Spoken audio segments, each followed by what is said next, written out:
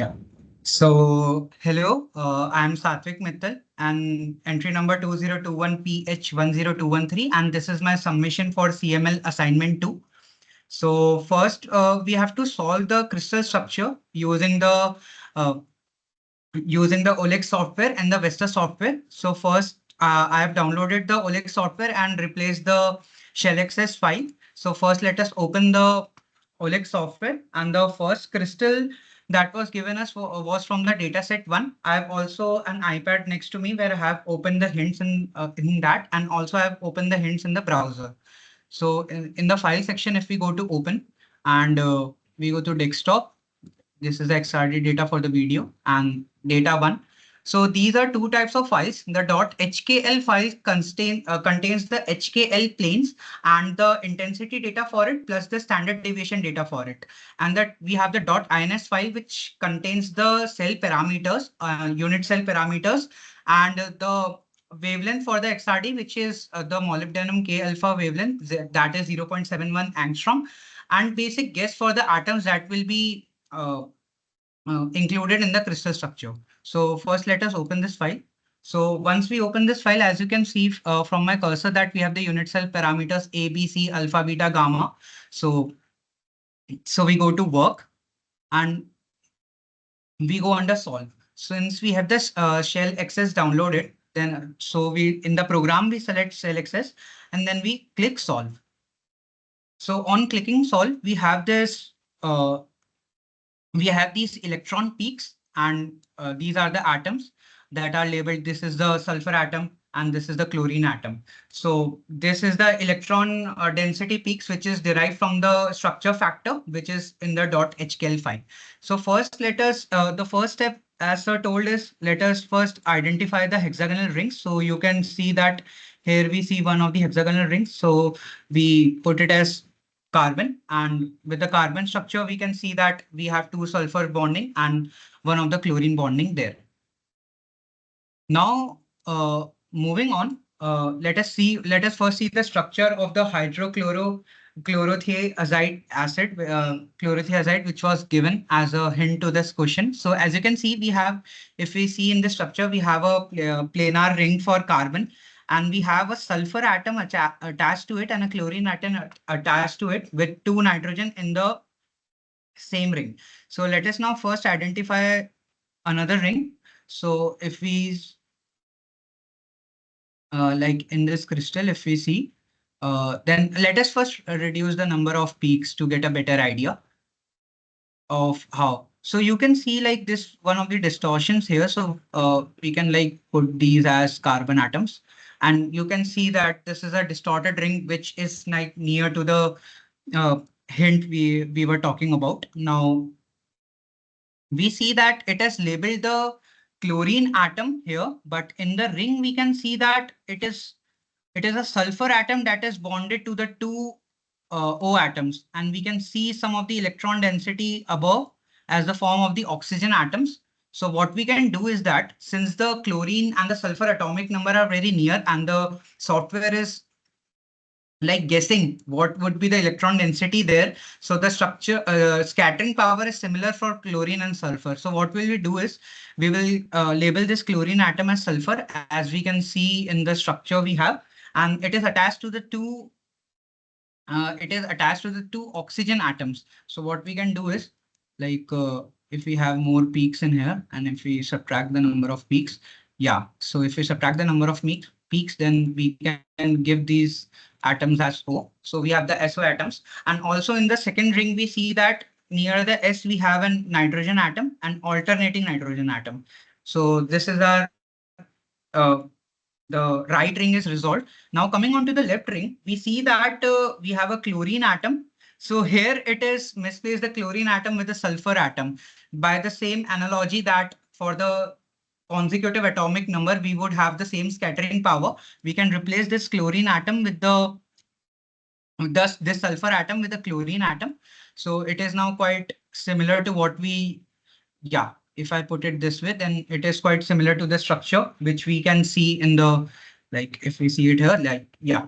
So now in the structure, we can see that here is a sulfur atom, and it is attached. If we increase the number of peaks, yeah, so it is attached to three atoms, which is I guess there are two oxygens and one nitrogen atom. So let us label first all these oxygen atoms, because we do not know about the bond length as of now. So we cannot comment on which atom is nitrogen and which is oxygen.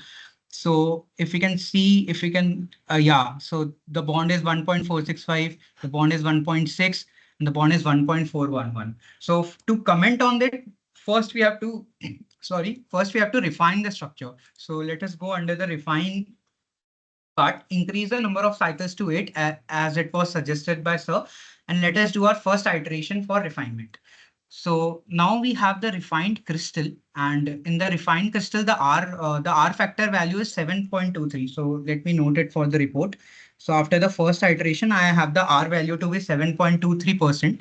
Now, if we see the bond length is 1.585, this is 1.425, and the other one is 1.430. For the double bonded oxygen, the bond length would be smaller because the bond strength is higher. So we can claim that this atom, which is marked in green as of now, we have to turn it into a nitrogen atom. Yeah. So we can further refine the structure after this. So after doing this correction, we have the R value to be 7.13%. Now, now, since the atoms, due to the molecular vibrations, uh, oscillate about their mean position, it is better to model them using ellipsoids than spheres. So if we click the button here for the ellipsoids, then then we have a structure factor that is reduced by a factor of like 3% reduction is there. So it is very good. So after this, we have a 3% reduction, that is 4.40%. Now we have labeled all the heavy atoms. Like let me remove these. So we have labeled all the heavy elements. Only the element that is remaining is hydrogen. But since hydrogen atomic number is 1 and there is only one electron, it is very tough to get its scattering power. Its scattering power is very less compared to other heavy elements. So it is very tough to place the hydrogen while guessing the solution. But the software does have hybridization techniques and planarity techniques, according to which it can add hydrogen to it. So here we can see it has a add H button. So if we add H, then we can see we have a structure, and the structure factor is reduced to 3.88% after the addition of hydrogen. So if you can see this atom where I'm pointing to, it is planar. So it must be a sp2 carbon. So for that, one hydrogen must be attached to it to maintain the planarity. But here we can see that it is a Pluckert diagram. So this carbon must be sp3. That's why two hydrogen are attached to it. Now, if we refer to our figure, then we have a NH2, but in the figure that it is attached three hydrogen to the nitrogen atom. So because we have been given the hint, we can delete this nitrogen atom and refine our diagram further. So I guess I did some mistakes. This, I don't know, I deleted some bond which is not able to go back. Just a second. I think if I can go back, let me.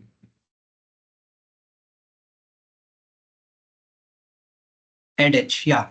So we have two hydrogen here attached to it. Then there are the two oxygens, and I think our diagram is complete. So if I remove these peaks, then we can see the diagram, and it is quite similar that we have the sulfur atom here connected to the two hydrogens. We have the nitrogens here, sp3, sp2 carbon. Then we have the chlorine atom, the NH2 group, and the two oxygens bonded to the sulfur atom. So this completes a diagram. Now to visualize in the Vista software, what we do is that we click on ACTA to get a .cif file and further refine it. So on further simplification, we have the final R value to be 3.76%, and we can resolve this structure further, but 3.76 is quite satisfactory. And this ACTA file is already saved in the folder. So now let me open the Vista software. So if I open the Vista software, yeah. So yeah, so using the vector software, I click on open, then I go to desktop, data video. Then I have the dataset one. So in the dataset one, you can see that I have a .cif file, which is hct.cif. And if I open it, then this is basically the molecular structure or the crystal structure. What would be for this crystal, which we resolved is using the XRD pattern and the guessing. Now to get its, now we know the particular HKL values and also we know the position of the atoms. So using the formula that structure factor is related to that scattering factor Fj times e to the power iota 2 pi Hx Yk and Lz. Using that formula, we can get its powder diffraction pattern. And if we go to utilities, and here we have the powder diffraction pattern.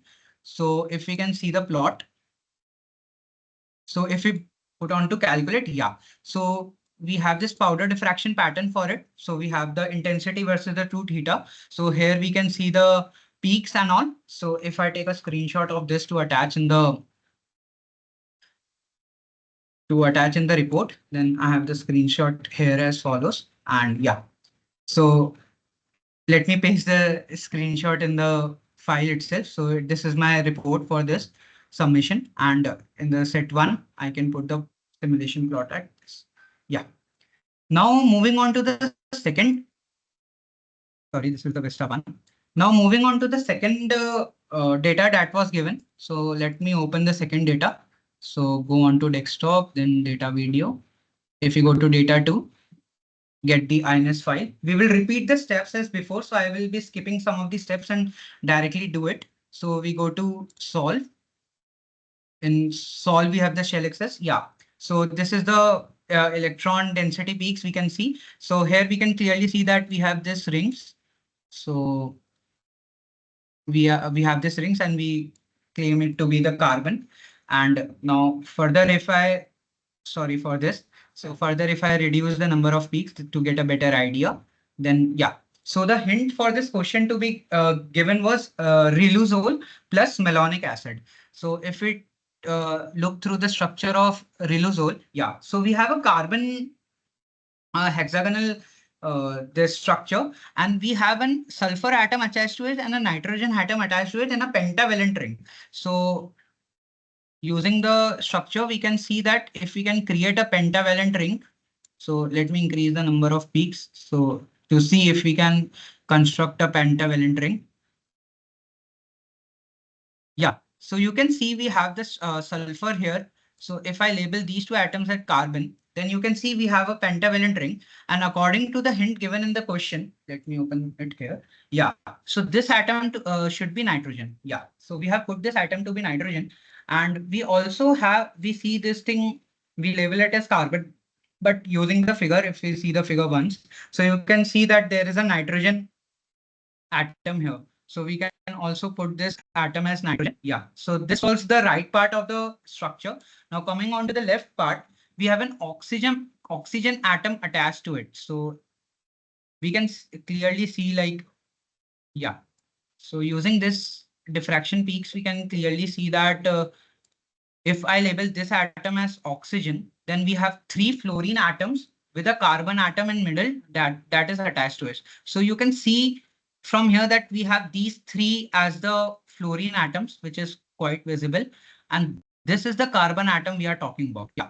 So this resolves the riluzole part of the structure. So we have completely replicated the riluzole part of the structure. Now coming on to the malonic part, malonic acid part. So if we could see the malonic acid structure, then we have three carbons that are attached to four oxygens. So from this figure, if I invert this figure, then you can clearly see, then you can clearly see that these four should be the four oxygen atoms, because in the middle, just a second, increase the number of peaks.